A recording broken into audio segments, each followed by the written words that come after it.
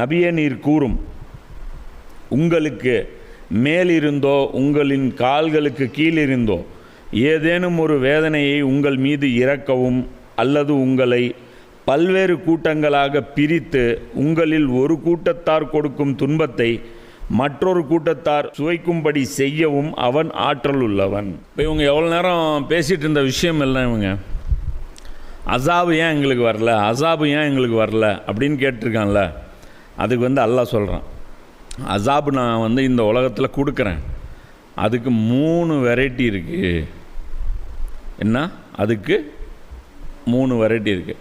மறுமையில் அல்லாஹ் நரகத்தில் போடுவான். செத்ததுக்கப்புறம் கபரில் அசாபு வரும். ஆனால் இந்த உலகத்திலேயே மனிதர்கள் தண்டிக்கப்படுவதற்கு 3 செக்ஷன் வச்சுருக்கான். இந்த 3 வகையில் வர்ற எந்த தண்டனையும் அது அல்லாஹ்வுடைய புறத்துலேருந்து வந்த அசாபுன்னு தான் அர்த்தம். அதில் முதல் விஷயம் அல்லாஹ் என்ன சொல்கிறான், உங்களுக்கு மேலிருந்தோ வானத்திலிருந்து வர்றது என்ன?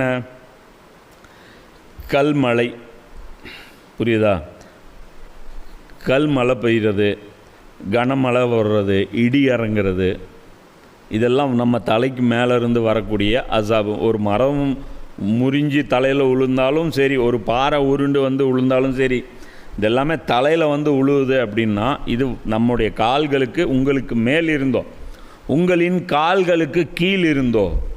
கால்களுக்கு கீழே இருந்து அப்படின்னா நிலநடுக்கம், என்ன நிலச்சரிவு, ஒரு வெள்ளம் வர்றது, ஒரு டேம் உடஞ்சிடுறது, ஒரு இருக்கக்கூடிய ஒரு ஏதோ ஒரு இந்த ஏரி இருக்குது, அந்த ஏரி உடஞ்சிருது. இதெல்லாம் கால்களுக்கு கீழே இருந்து அப்படியே தண்ணி லெவல் ஏறி அப்படியே என்ன ஆயிரும், இது ஆயிரும், நமக்கு அசாப் ஆயிரும். அடுத்தது அல்லாஹ் என்ன சொல்கிறான், அல்லது உங்களை பல்வேறு கூட்டங்களாக பிரித்து.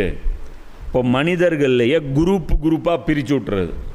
தமிழர்கள், கன்னடர்கள், அதே மாதிரி இந்த ஜாதி, அந்த ஜாதி, அதே மாதிரி ஏசியா, ஆப்பிரிக்கா, அதே மாதிரி இவன் வெள்ளையன், இவன் கருப்பன், இனமா, மொழியா, நாடா, இப்படி குரூப்பாக மனிதர்களை ஆக்கி ஒரு குரூப்பை வச்சு இன்னொரு குரூப்பை அடிக்கிறது. இப்போ உதாரணத்துக்கு ஆப்கானிஸ்தானுக்கு சுலுக்கு எடுக்கணும், அல்லாஹ் முடிவு பண்ணிட்டான். இப்போ அல்லாஹ் என்ன பண்ணுவான், ஒன்று பூகம்பம் கொடுக்கணும், இல்லைன்னா வானத்திலிருந்து கல்மலை இந்த மாதிரி ஏதோ இறக்கணும், இல்லைன்னா ஏதோ ஒரு அவங்கள விட பலசாலியாக அவங்க மேலே சாட்டி விட்டுணும். உடனே அமெரிக்கா எடுத்துகிட்டு போய் சக்க பிரித்து ஒரு சுலுக்கு கொடுப்பான். இதுக்கு ரீசன் அல்லாஹ் அப்போ பனிஷ்மெண்ட் வந்தது மனிதன் மூலமாக, ஆனால் கொடுத்தது யார்? அல்லாஹ். ஸோ இந்த மாதிரி வேதனையும் வரும். அல்லாஹ் சொல்கிறான், நீங்கள் வேதனைன்னு அர்ஜென்ட் பண்ணாதீங்க. வெறும் இந்த வெரைட்டி மட்டும் கிடையாது, இன்னும் நிறைய வெரைட்டி வேதனை நான் வச்சுருக்கேன், முதல்ல இதெல்லாம் கொஞ்சம் புரிஞ்சிக்கிங்க அப்படிங்கிறான். இதில் குறைஷிகளுக்கு எந்த வெரைட்டியில் வேதனை கிடச்சது?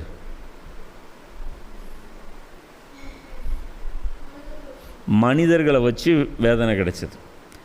ரசூல்லாவை வச்சு அல்லாஹ் இந்த கூட்டத்தை தண்டித்தான். பத்ரில் ஃபஸ்ட் இன்ஸ்டால்மெண்ட், உஹதில் 2வது இன்ஸ்டால்மெண்ட்டு, 3வது இன்ஸ்டால்மெண்ட்டு அகல் போரில், 4வது இன்ஸ்டால்மெண்ட்டு மக்கா வெற்றியில் முடிஞ்சது கதம்.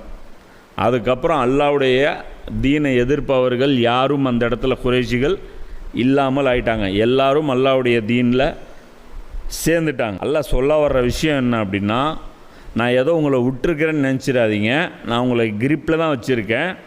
இந்த 3ல் ஏதோ ஒரு வெரைட்டியில் நான் உங்களுக்கு பனிஷ்மெண்ட் கொடுத்துட்டே இருக்கேன். அப்போ அதனால் இப்போ இங்கே இன்னொரு விஷயமும் நம்ம புரிஞ்சுக்கணும். என்ன அப்படின்னா,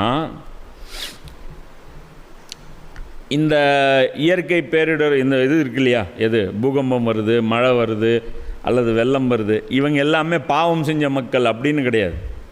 புரியுதா? அந்த இடத்துல அசாபு கொடுக்கறதுக்கான வாய்ப்பு இருந்தது அப்படின்னா எல்லாம் கொடுத்துருவான்.